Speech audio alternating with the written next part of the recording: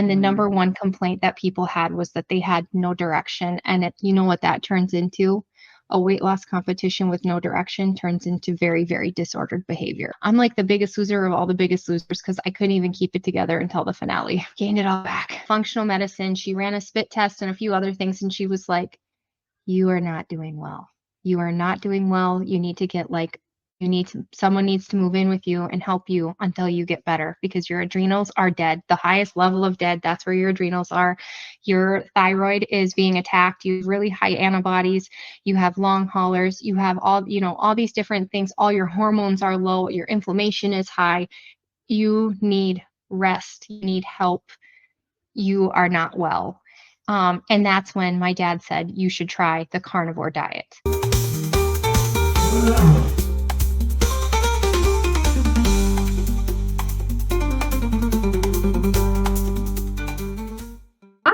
Welcome to the show, Adrian. Hi. Thank you so much for coming on. Could you please tell our audience about yourself, your health journey, all the way up to finding the carnivore diet? We can't wait to get to know you. Okay, I'm going to try not to cry. I already kind of want to cry. Thank you for having me and letting me tell this story. And I hope that if there's anybody else out there who's struggled like I have, that they can know that, like, we're not done. You got to keep trying. So I've been overweight since I was born. I've always been the fat kid. I have always been told I overate and I needed to exercise more than everybody else. When I was in elementary school, I was heavily bullied for being the biggest kid. And that went on almost through middle school. And so my whole life, I've had this complex that I'm the fat one and I'm less than everybody else and I have something to prove. And there's something wrong with me and I'm not as good as other people. So it's always been in there. And so in high school, I joined every single sport. I was in like track and field and soccer and basketball and cross country skiing. And I wanted to be the captain of all of them. And I was in band and choir and drama and a choral ensemble and yearbook and you name it, I was in it.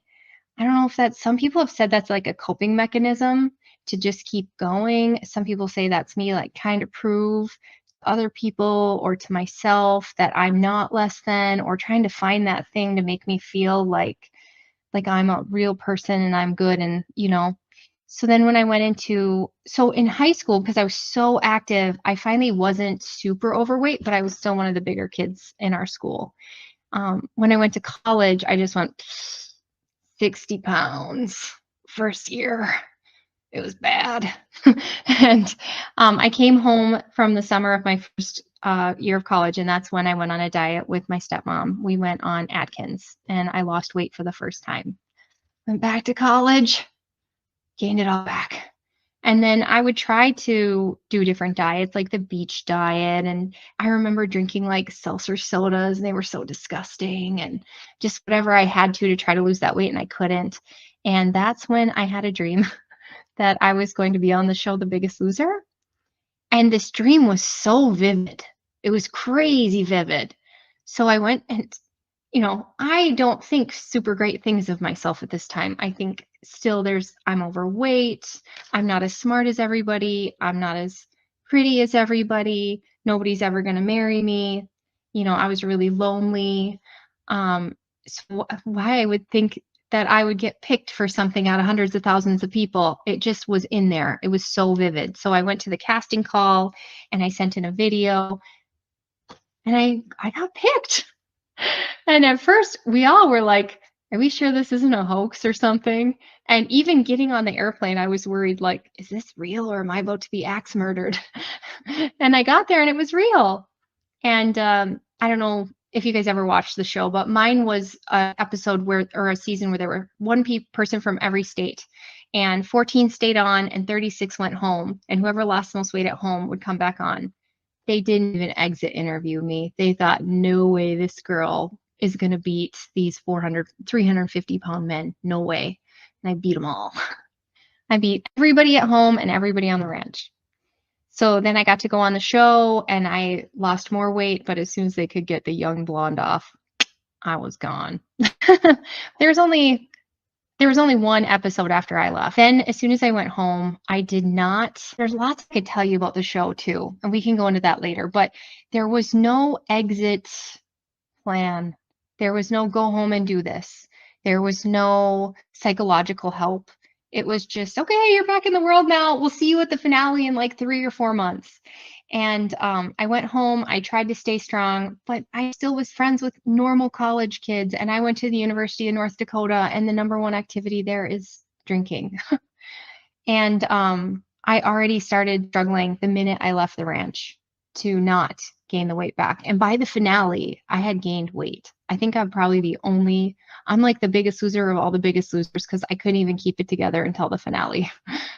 After the finale, my body just went, and I had started at 227, and I don't know how long. It was very quickly. I was in the 260s. And I spent most of my 20s in the 260s. And then and I'm sure so many people can relate to this. You lose weight, you were so excited, you share it on social media. Maybe you become a health coach, you start selling products. I don't know, you're just really excited about this and you share it. And then the weight starts coming back on, and then you just feel shame, And I had done this on reality, national TV, and I just hid, and I just thought the worst, worse than the weight itself is the emotional weight of gaining that weight back and then feeling stuck. And I would continue to try the same things, and they just weren't working anymore. Throughout this whole thing, I was running races. Throughout this whole thing, I was eating the lettuce and the kale and ordering the fat-free dressing and getting the almond milk and all the things, and it just wasn't working. So we struggled to get pregnant with number 1, and then I had no milk, and I was told I just didn't try hard enough. Number 2, she disappears.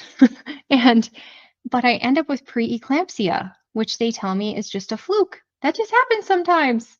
And I got so big. I was 330 pounds when I stopped weighing myself, and my belly was past my knees. And I was so big, and it hurt so bad to just exist. So once I gave birth, I was like, I have got to lose this weight. I can't do this anymore. And that's when I really started running and restricting. I was the mom pre-making the freezer meals for the crock pot in the freezer. I was measuring everything, Tupperware containers of my lettuce and chicken and salsa, because, we got to be fat-free, low carb, doing all this stuff. And I got to about 220, and then I started going back up again. I'm like, no, not again. And so I reached out to the fellow. I had seen some Biggest Losers had started losing their weight, and they kept it off. And I asked them, what's the secret? And they said, bariatric surgery. And I'm like, well, they're keeping it off.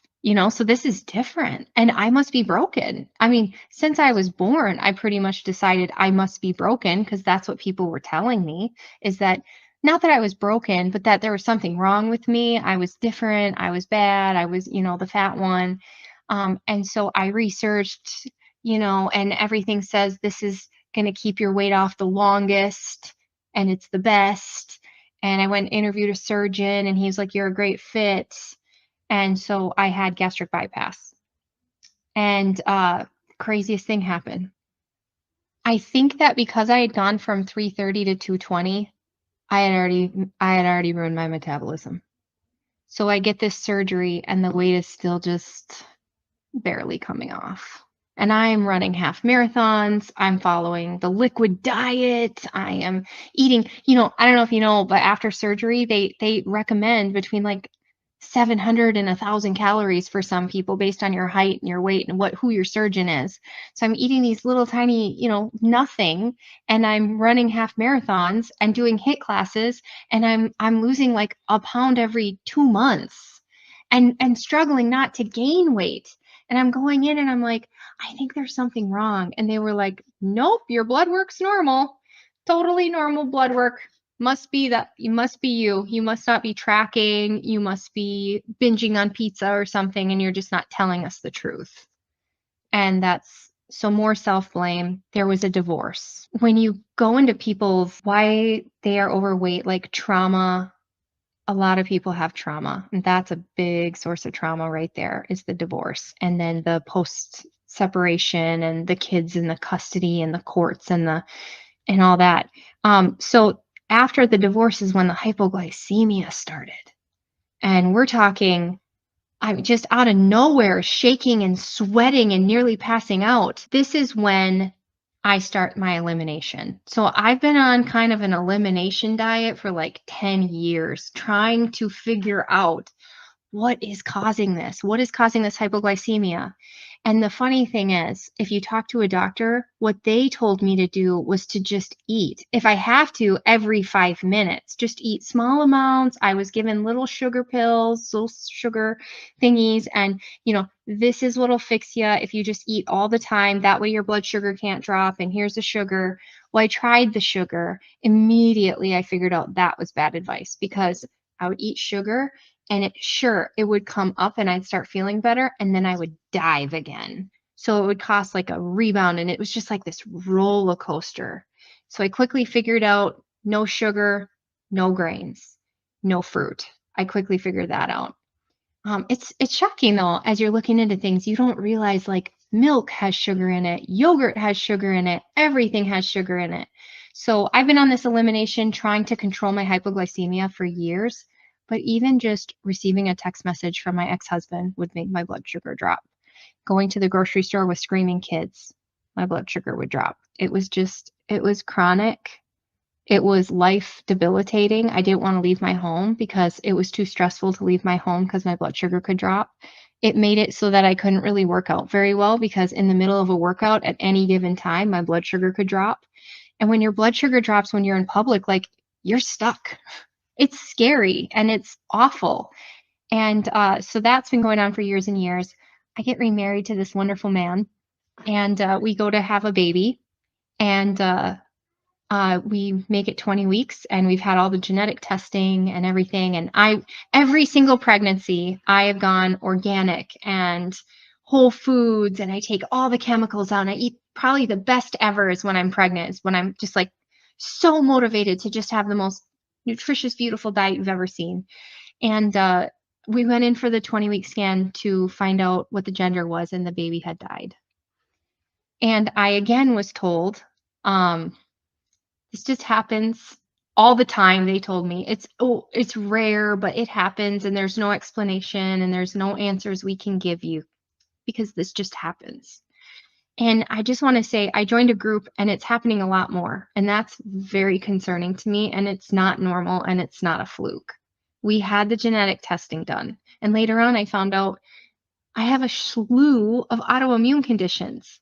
So this wasn't a fluke. And they could have looked into things back then, but they did. We try to get pregnant and it takes a year, which I know I have compassion for. There are much longer journeys than a year. But a year still too, that's 12 very hardworking cycles of why are all my friends getting pregnant and I'm not? I'm doing all the right things. I know the timing. I know that we do use natural family planning. I'm not screwing this up. Like there's only one way to do it. And so we get pregnant and I don't have any milk again. I cut almost everything. I find out artificial sweeteners aren't great. The seed oils, I didn't know about the seed oils. Like this is all a progression, it just keeps going. You just progressively learn more. So I drop all those things. And my husband, he works on the road. He came home one weekend and we just threw caution to the wind because it took us a year to get pregnant with our other one. And then 2 weeks later, I found out I was pregnant. So cutting all that stuff really, really did wonders for me. So this baby, though, I really wanted that milk. And I was told, well, I just didn't snuggle my babies enough. I didn't do it natural enough. I broke something. So this one, I birthed at home. And for anybody out there who, like the first 3 in the hospital, I'm not a weirdo. Home birth is so cool. Home birth is so wonderful. It was one of the most wonderful experiences of my life. So I have this home birth, still no milk.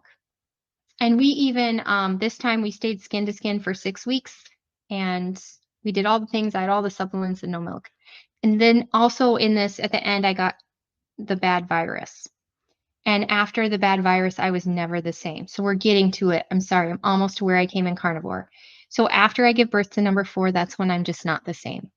My brain fog is terrible. I'm having terror. Like literally, I'm sitting in my chair holding my babies because I'm afraid they're going to die. And people are telling me, that's postpartum, that's postpartum. No, I've had postpartum. This was terror, and it only came in at night. It was very strange. And if I started driving, I would get terror while I'm driving. There were like incredible intrusive thoughts. And then I even sometimes, like, I remember being, I probably shouldn't say the building, but there's a building around here, and I was in the building, and all of a sudden I started seeing black figures around me, and they'd kind of come up behind me and spook me. So, like, I would call that hallucinating. So I'm like really, really struggling here. And that's when my dad said, because my dad had gone no grains, no sugar with Vinny. He said, hey, these people with autoimmune conditions. Oh, because we figured out I didn't have any milk. So finally, I went to a different practitioner. I got out of standard medicine, went to a functional medicine. She ran a spit test and a few other things. And she was like, you are not doing well. You are not doing well. You need to get someone needs to move in with you and help you until you get better, because your adrenals are dead. The highest level of dead, that's where your adrenals are. Your thyroid is being attacked. You have really high antibodies. You have long haulers. You have all these different things. All your hormones are low. Your inflammation is high. You need rest. You need help. You are not well. And that's when my dad said, you should try the carnivore diet. And it took a little bit because I was told we need to eat all veggies and a little bit of meat. And so I was like, what? Because it can't be the veggies. That's like no carbs. And once I cut them, I haven't had any blood sugar issues since. Not one. I mean, now we're going on almost a year and a half of no hypoglycemia. None. So even the veggies were causing me that dip. They were just, I don't know if they're somewhat inflammatory, and then that disrupts your hormones. And so no more blood sugar issues. My skin is cleared up. I immediately started feeling better and sleeping better, but then it kind of took a turn and came back. And that's when I started learning about chronic inflammatory response syndrome and found out that I'm not doing well because our house had a little bit of water damage. So I don't know where else to go from here, but my current challenge right now is, so I've been doing the carnivore diet for all this time, and since January 2023, and I started out at 202 pounds, and today I was 155, whatever that math is, 47 pounds, and I've kept it off. And I feel great. I feel like this is so sustainable because you get to be full. You don't have to practice moderation. You don't have to practice being hungry. You don't have to meditate yourself out of telling yourself you don't need nutrition. It's so great. You get to be full. Instead of running now, I walk. I still lift weights, but instead of HIIT classes, I'm just doing it at my own pace with an app I use. Everything's really gentle. It's also helped. Shortly after I started joining communities so that I had support, and this has just been so wonderful. So I am so glad that I don't even know how I found you. I'm like, wait, huh? Like you popped up in my Facebook, like randomly. And then I was like, I'm going to send her a message. She's probably going to think I'm crazy. Kind of like when you were like, am I going to die when I get on this plane? Like she's going to think I'm nuts. But just because I kept seeing your posts and I was like, oh my gosh, we have to talk to her. And so, anyways, I'm just so glad that you maybe you thought I was crazy, but you responded so graciously. And no, I was thinking, oh my gosh, how cool! Because I had seen Courtney and Luna on your channel, so I'd seen you guys before. Okay, and I thought, me? Why would you yeah, you. Yeah, what an amazing story that you just told us. Mm-hmm. You have been through so much. I noticed that there was like a common thread that you felt like something was wrong with you. And I think that is so, like, it hurts me because I felt the same way. I'm not gonna lie. Like, I always felt like an alien, or I felt like I would never fit in. And then especially like when the weight started going up, like after high school for me personally, it was like, now I'm the fat friend, or I can't get my stuff together. And it's like I'm trying everything that I can. And then it's just more and more like of a burden upon people, because it's like, well, I can't do all the fun stuff that everyone else wants to do. So I just want to like, I feel like I always say this, but biggest internet hug. Like, I'm so sorry that you went through that. I'd love to ask about when you were doing The Biggest Loser. Did you feel like that was going to be the answer to everything? Like, did you must have had because you were having dreams about it, and like thinking back now, like how do you think like what was the approach that they took, and then like compared to now?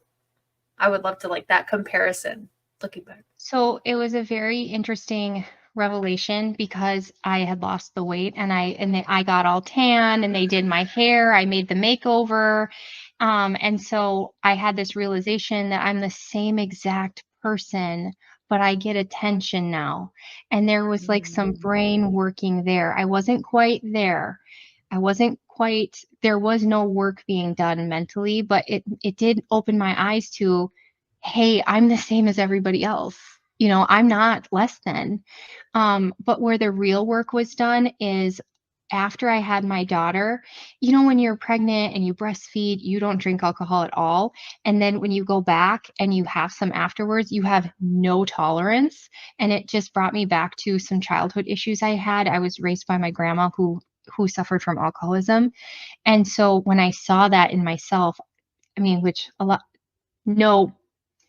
even know where to go with this, except that it wasn't that bad, but it was bad enough that I just felt like this can't be around my kids. So I quit drinking and I went to a 12-step program. And that is where a ton of work was done, a ton of work of I am a creation of God.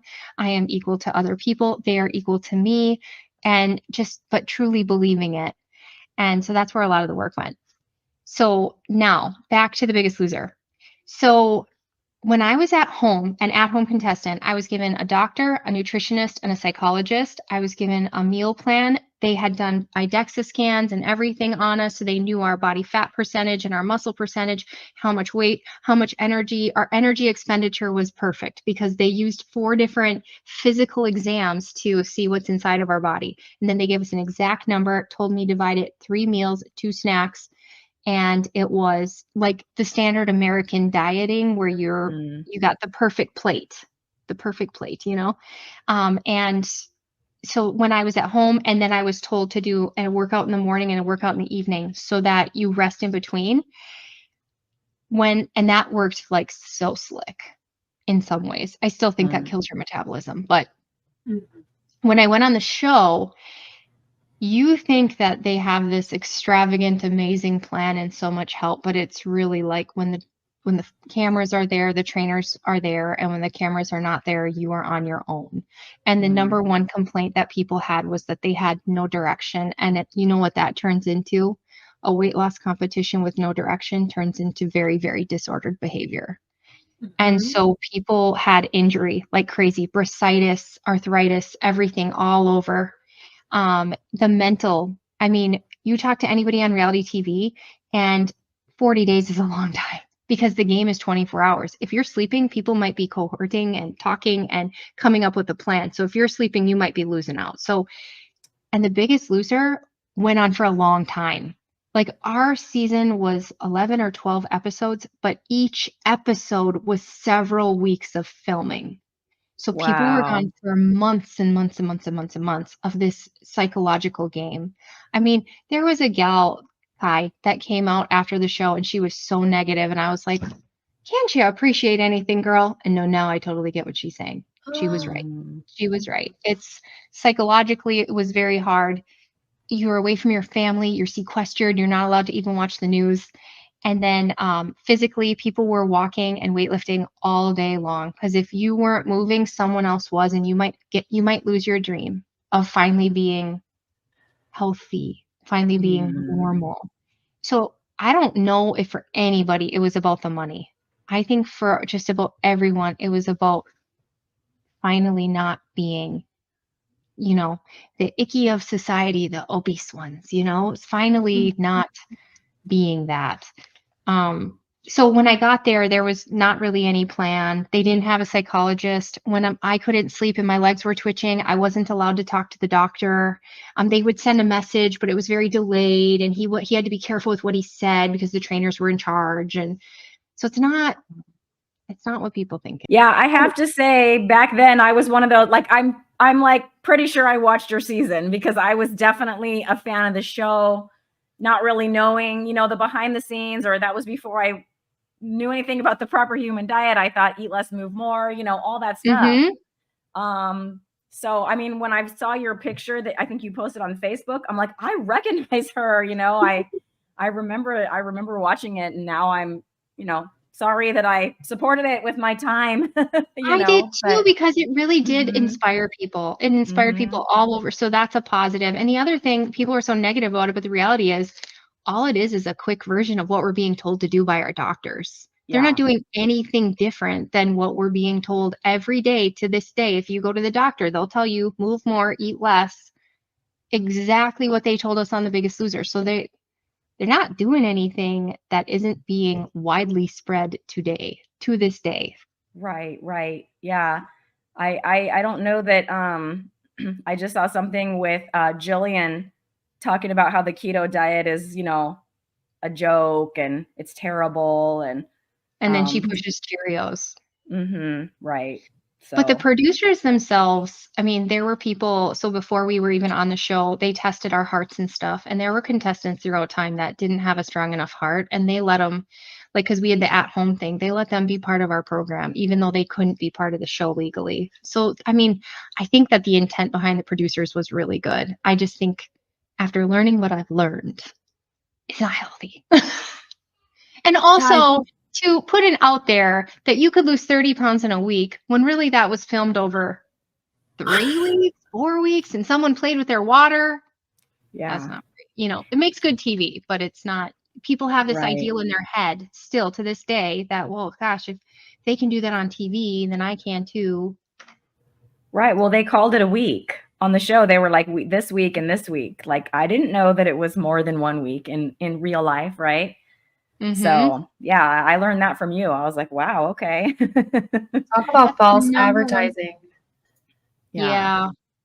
And they did it because of the logistics behind the scenes. I mean, if they could have a camera crew there 24/7, they would have done that. But the scheduling and then the needing to have the space for the different challenges and all the logistics just don't align with that.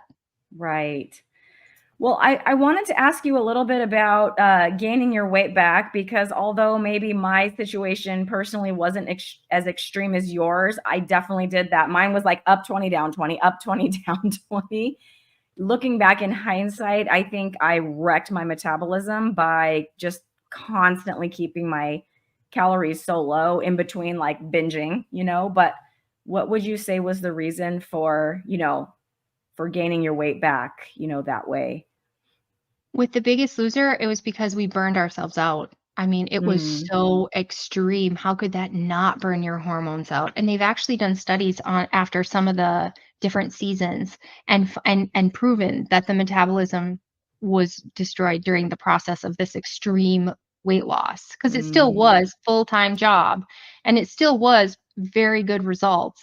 And then they have shown that nobody was able to repair their metabolism. I would wage money on, let's go a little bit of meat here and see if we can repair some things.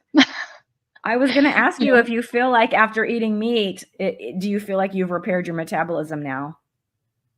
I think that I still have a lot of healing. But I mean, I don't know.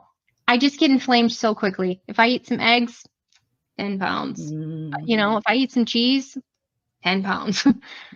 Yeah. So I don't know, but it's only been, I started January 2023. I'd like to give it a lot more time. I look at people like Kelly Hogan, you know, she's clearly, it looks to me like she's repaired a lot of metabolism because she's eating a decent amount of food every day. She's also actively moving a lot too, but it wouldn't matter how much I moved before. My body just grabbed onto everything and said, I don't trust you. Absolutely. So I've been watching your channel, your new channel. It's great. I love to follow people's journeys, and you're on Lion Diet. Is that right? Mm-hmm. Can you tell us a little bit about how you were eating before Lion Diet, and then why you decided to do, I don't know what to call it. Is it a Lion Diet challenge, or is it a Lion Diet for a certain amount of time, or what's going on with that? So every time I travel, I often am traveling with other people that are like us. And then I see them, they're like, yeah, I can have some, I won't even name products, something with stevia in it. And I'm like, well, they can do it. I should be able to do it too. I'll just have a little bit. And then next thing you know, I go home and I'm like, I can still have it in my coffee. I'll quit one day. Next thing you know, I'm like grazing all day on sugar-free Jell-O and chewing gum. I mean, right down.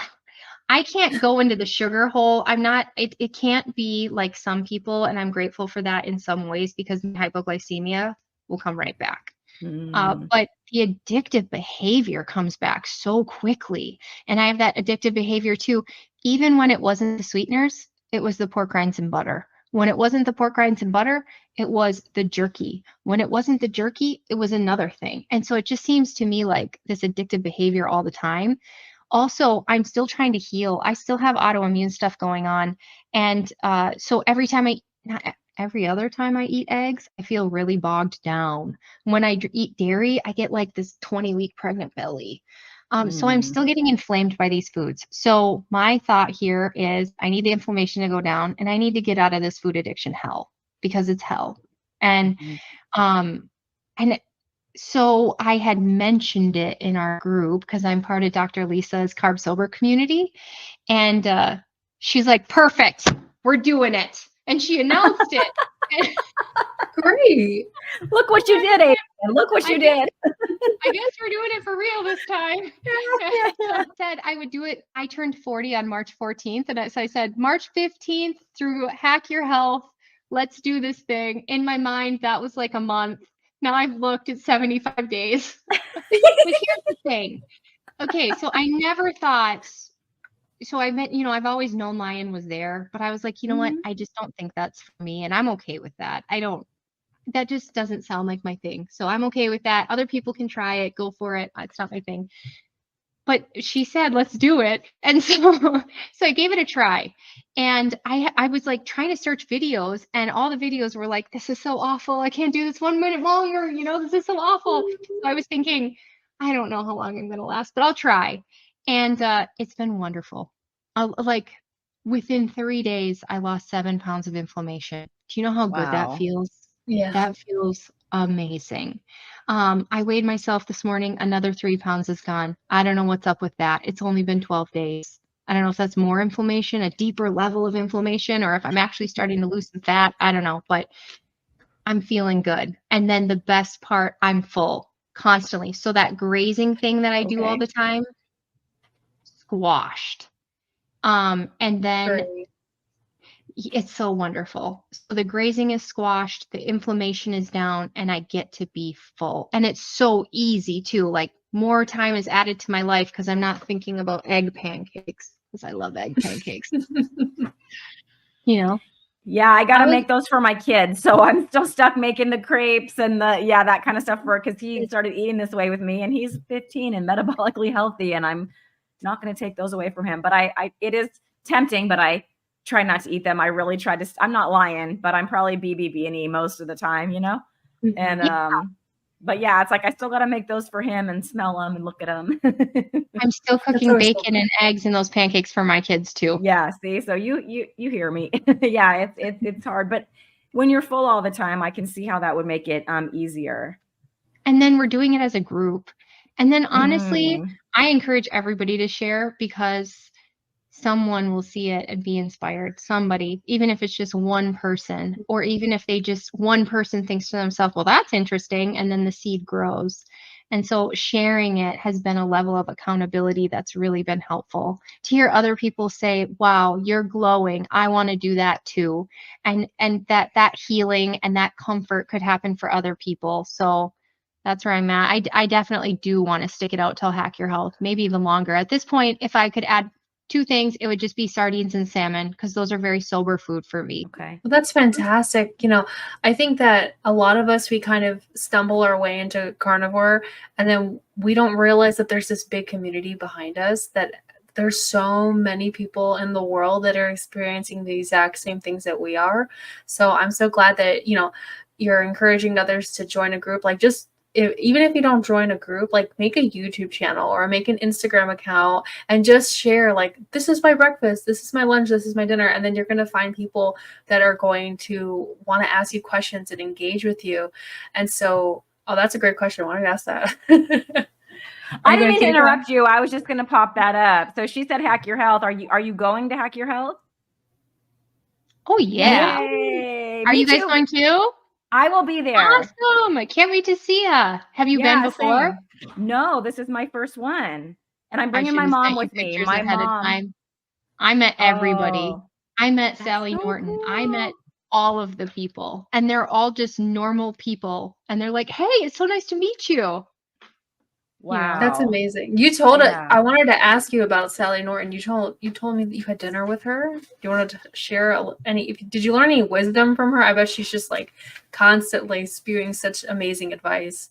She told me something to the extent of the one food she wouldn't feed kids would be potatoes, sweet potatoes, because of the amount of oxalate.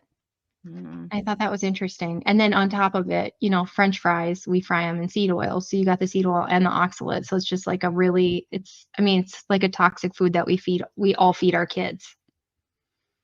Oh man, yeah. Maybe you guys don't. I try not to, but I didn't know about this until a year ago. So we're working on it, and we're working on, like, how does that make you feel? I mean, it's so crazy because you get into keto and you get into Dr. Berry and you start learning. And now after, you know, however many months, then you learn about the oxalates, right? So it's this whole learning curve. The oxalates were definitely not the first thing I knew about, heard about, you know, learned about. But yeah, it's a lot to take in. Yes. So before carnivore, I looked up a list of foods you're not supposed to eat when you have adrenal issues. And then I looked up a list of when you have autoimmune adrenals. And then I looked up another one, autoimmune thyroid. And when you mix them together, there's like no plants left. So that was my first indicator of, well, what am I supposed to eat then? Yeah. That's so And that's hard. when my dad was like, meat. I know, right? The thing that we would never touch. It's like, no, I can't eat meat. And yet it's yeah, go ahead. Oh, sorry. I was gonna say, I don't know about you guys, but like the first week of meat at that weekend after, because I started on a Monday, I think. And the first weekend afterwards, I was like, I'd rather not eat than ever eat meat again. But I just waited it out. And then now I crave meat.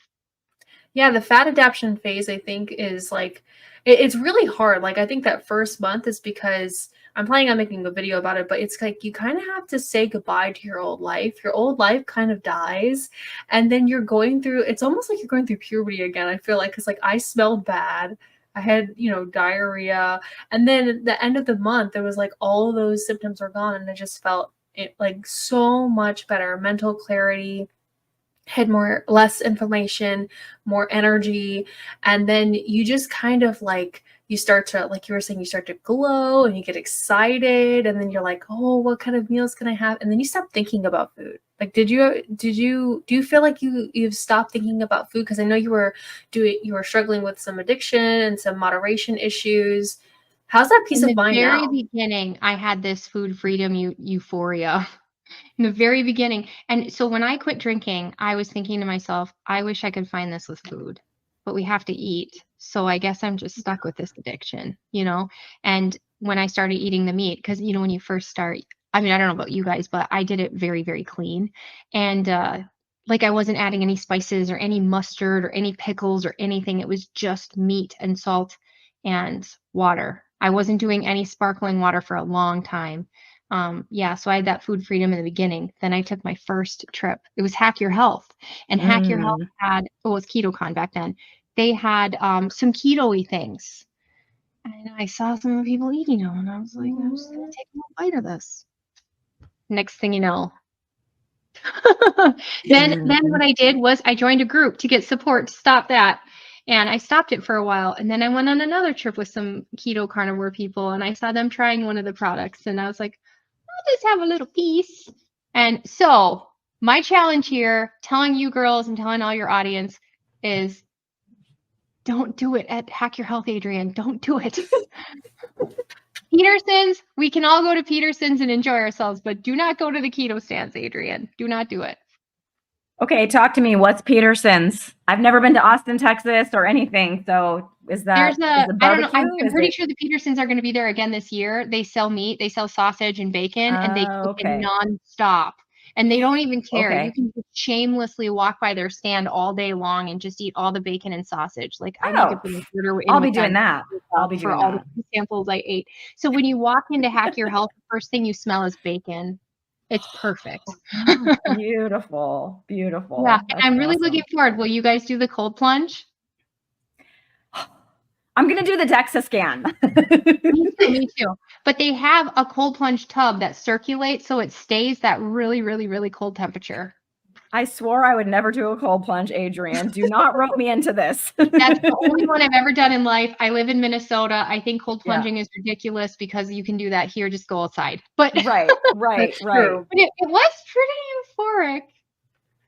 I will say, so I live in Southern California, but we're inland, right? So it will get like below 32 degrees. So I go out in the mornings and I sprint with just like a tank top or a sports bra. And so I'm like, I feel like that is close enough. And that's as close as I'm going to get. Yeah, I think it's just about engaging your system. Yeah, absolutely. Yeah. So I'm like, maybe I'm getting it. Maybe I'm not. I don't know. But I don't think I'm going in that water. We had a couple questions here. So this is Sandra. One Hope for All is Sandra. She's asking, Adrian, have you tried just the egg yolks? I think she means like when eating the eggs. Have you tried that? I did. And actually, before I went carnivore, fun fact, I had a quail farm with 600 quail and I had 20 rabbits. And so I was eating the quail eggs, and even the quail eggs were bothering me. And those have properties in them that are anti-inflammatory, but even those bothered me. Yeah. And I even bought pasture-raised eggs, and even the pasture-raised egg yolks bother me. I'm just when you're chronically inflamed, you're just the most sensitive. So I do believe in healing, though. I 100%. I don't know if it's Lion that's going to heal me or all the other work or just the time of not eating all that other stuff. I believe in healing, and I believe one day I'm going to be able to eat those eggs again. I love them. Yeah, they're so good. It's a staple food. It's always been a staple throughout the whole time, so I can't imagine my life without eggs. Yeah. And then Bruce is asking, just curious, Adrian, do you consider it food addiction or carb addiction? I've been hearing a lot of people talk about the distinction between those things lately. I think it's just, Lisa calls it not sober behavior. It's just not, because I get addicted to pork rinds. But the addiction to the processed foods and the carbs is so much stronger. So strong. But I feel like I can have non-sober behavior with a lot of foods. The only food I don't have non-sober behavior is hamburger. Because I mean, who would sit and snack on hamburger? Even if you salted it to the end. No. Right. Okay, Ellie, I have to do this. Simpson got her first picanha. Picanha is my favorite, Adrian. So Simpson got her first picanha, and she's saying, how do you cook your picanha? So I'm sorry for everyone who's heard me say it, but I'm going to say it again for Simpson. So what I do is sometimes I use butter and sometimes not, but I always use the Redmond smoked salt, the hickory salt. And I don't measure. So I just pour that on and kind of rub it all over.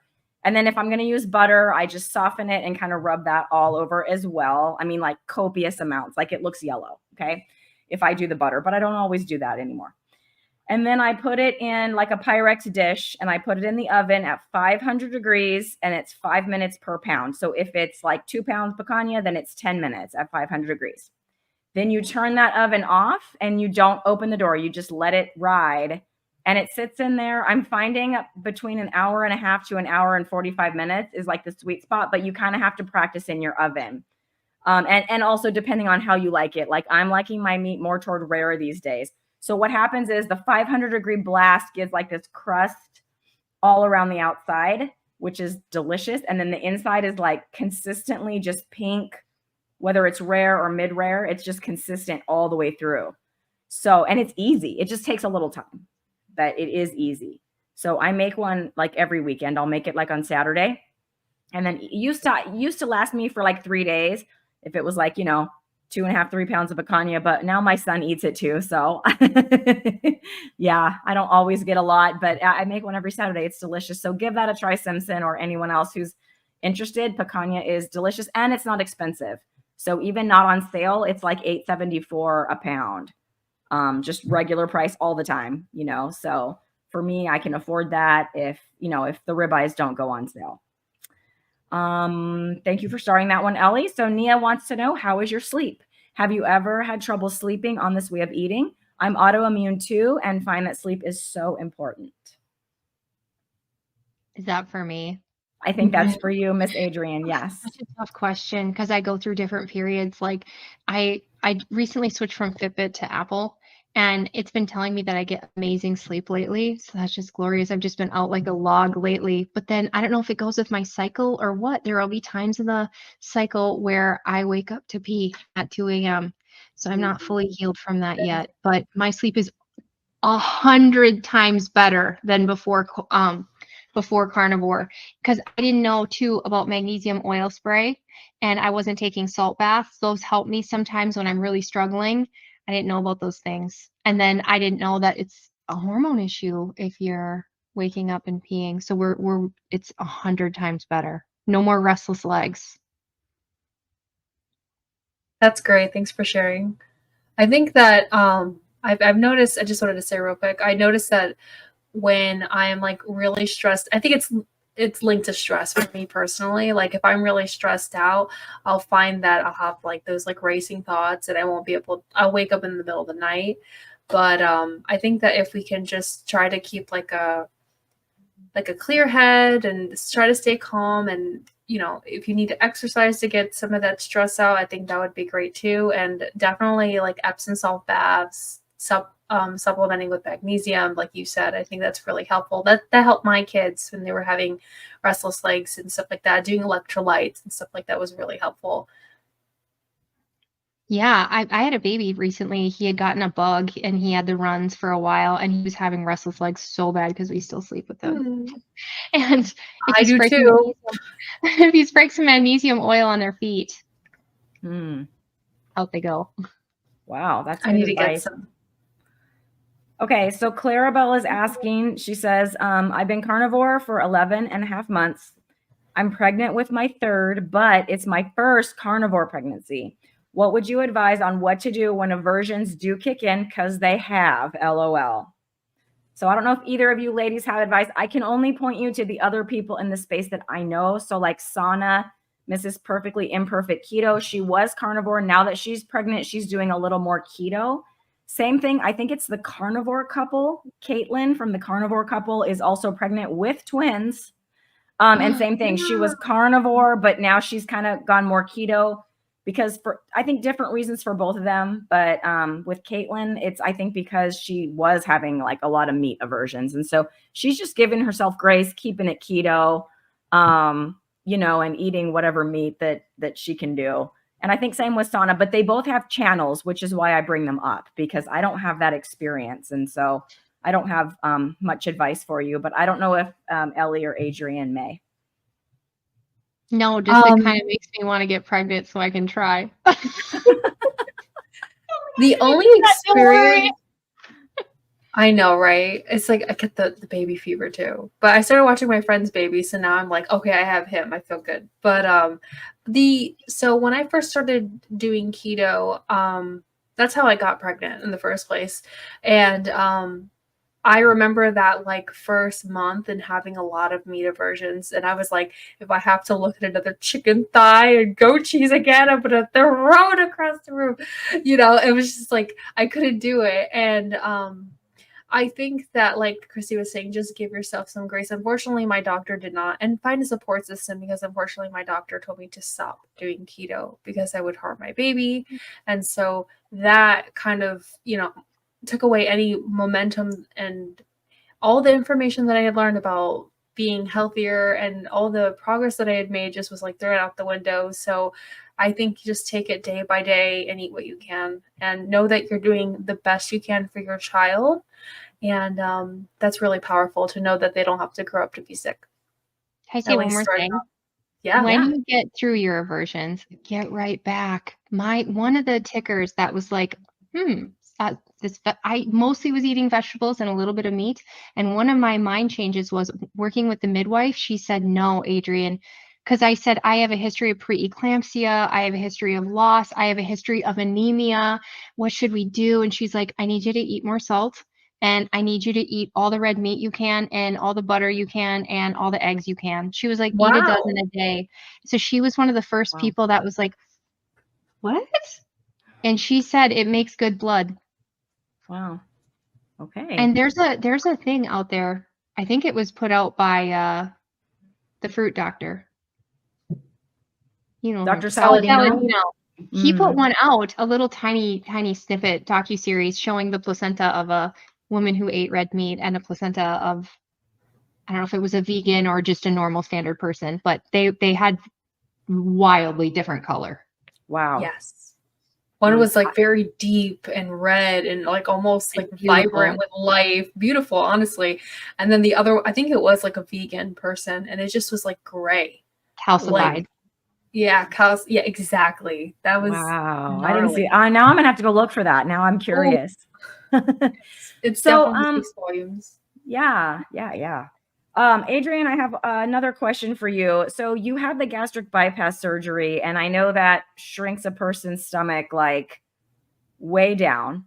So how is that for you eating? I know a lot of carnivores do like OMAD or 2MAD or even 3, but are you able to do that? Or do you feel better like eating more smaller meals throughout the day just because your stomach size has been reduced? Or how does that work for you? OMAD will never be a thing for me. But that's okay because I think most of us lack the stomach acid to do that. But that's just my opinion. Maybe that's a female thing too. That might be different for a man. I could totally see a man, eating a whole Hawkeye or tomahawk. You can eat a whole tomahawk? That's awesome. Okay, I cannot. But I can say when I first started this, and I was 10 years past my surgery, I was struggling with eggs and ground beef. I was struggling with meat, which is why I also ate more plants because meat hurt my stomach. So I was like, how on earth am I going to switch to only eating meat? I can barely eat it and I'm keeled over on my side.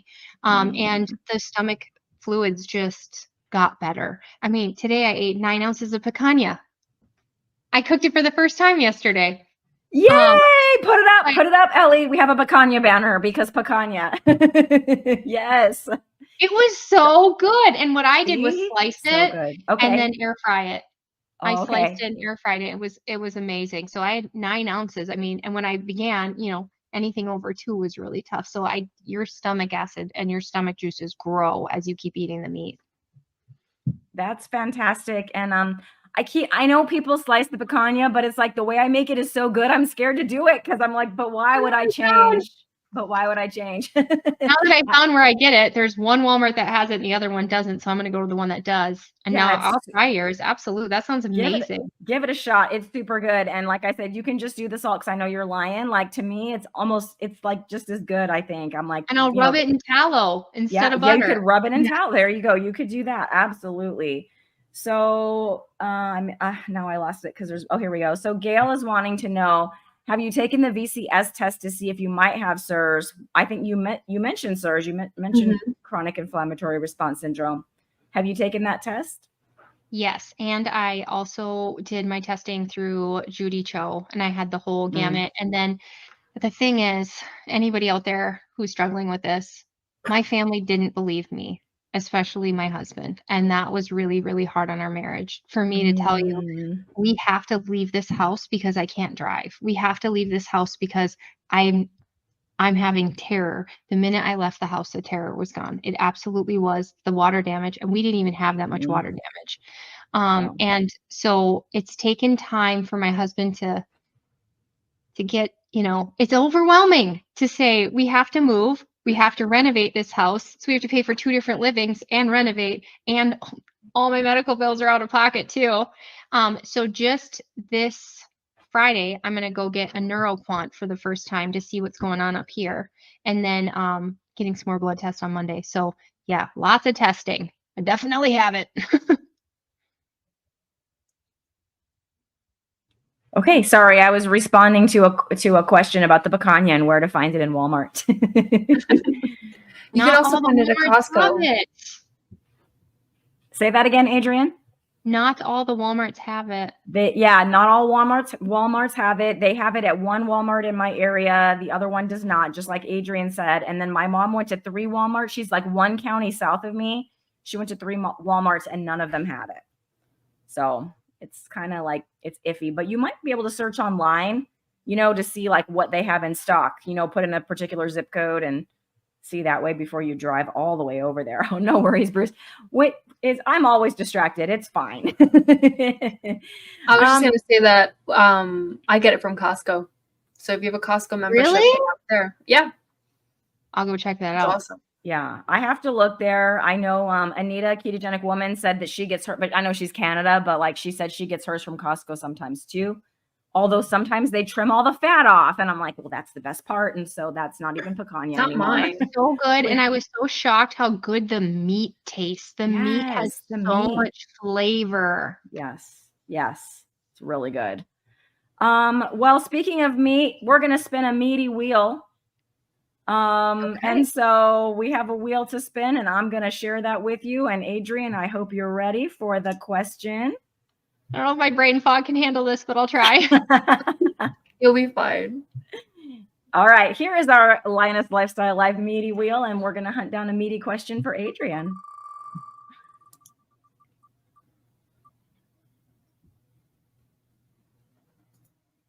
We hunted down a meaty question for you. What is the one benefit from eating a meat-based diet that you would not want to part with? Being full. Final answer.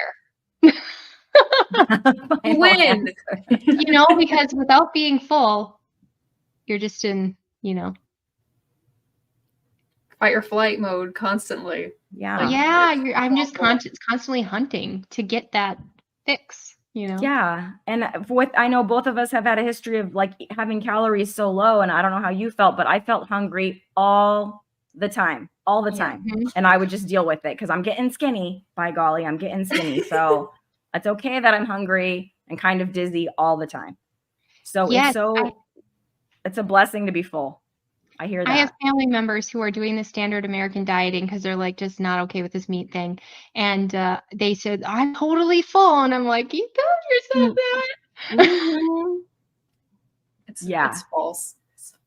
It's not true. I would love to share your channel because I know you just started your YouTube channel and you've been sharing about the I can't wait to learn and be great like you girls. Oh no, you're doing fantastic. And like if anything like you've told your story today is anywhere in your channel, like I know that everyone's going to come flocking to it. And you're also you're sharing your Lion Day journey, and if you have any like interviews, or you were just recently with Dr. Wiederman, which is awesome, and with us, so you can always go to her live tab. See right there, you can check us out. And I also want to share your Instagram. That's where I really have fun because that's easy and fun, and I don't even look if anybody's even watching. It might be 2 people, but that's okay because then I can just be me. So you just never know what I'm gonna say. Mm-hmm. Yeah, that's like I really have been enjoying your both channels, but especially your Instagram because I just find it very inspiring. And so I encourage everyone to follow and subscribe to Adrian. I'll put some links in the chat. Thank you.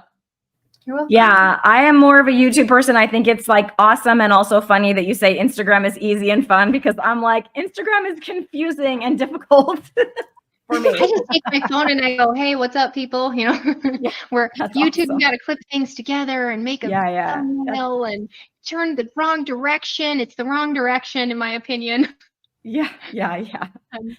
I hear that. You're getting some new subs right now. So here we go. Thanks, ladies. This was great. Thanks, Adrian, for sharing your story. I subbed. That's Nia at Nia's Way. She's fantastic. Oh, that's awesome. I watch her too. Yeah, Nia's awesome. We love her. She's my best friend. She's Ellie's BFF. Yes. So you definitely want to. She's going to hack your health also. So you two ladies should go meet up with her and have a great time. I wish I could come, but so many blessings to you guys when you go. Yeah, I feel like, am I even going to get to see any speakers? Because I just want to talk to all my like online people, like in real life. Just buy the virtual path. You can watch them later, just like YouTube, true. you know? Yeah, that's because true. there's a lot going on the floor. That's where all the people are. You can just find like literally anybody, you know, Judy Cho walking around the floor. You know, it's awesome. That's so cool. I meet Mafia guys. What's gonna be funny is my mom is going, but my mom doesn't watch any of these people. So she's gonna be like, wait, who? Wait, what? Like she's just going to be with me. And you know, she is meat-based keto, but she didn't learn it from the internet like I did. She learned it from me kind of relaying the information to her. You know, so she's just excited to go to Texas and eat. Yeah, and she won't be excited at all or impressed at all because she won't know who they are. Just have her take her pictures. And they were like, oh my gosh, there's Joe and Rachel. And I was like, who? Joe and Rachel? And so and they were so nice. They were like, come take a picture with us. And so I did. And then later I went home and I was like, who's Joe and Rachel? And now they're like some of my favorite people. You went on their cruise, right? We'll have to talk about that next time. Too. Yeah. Yes. So Ellie, I think we're ready to roar our way out of here. Yeah, everyone, please get your roars down in the chat. I'm going to count down and we're going to roar ourselves out of here. So 3, 2, 1. Roar! So much fun. I thought I was going to hate it, and I love it. Thanks for having me.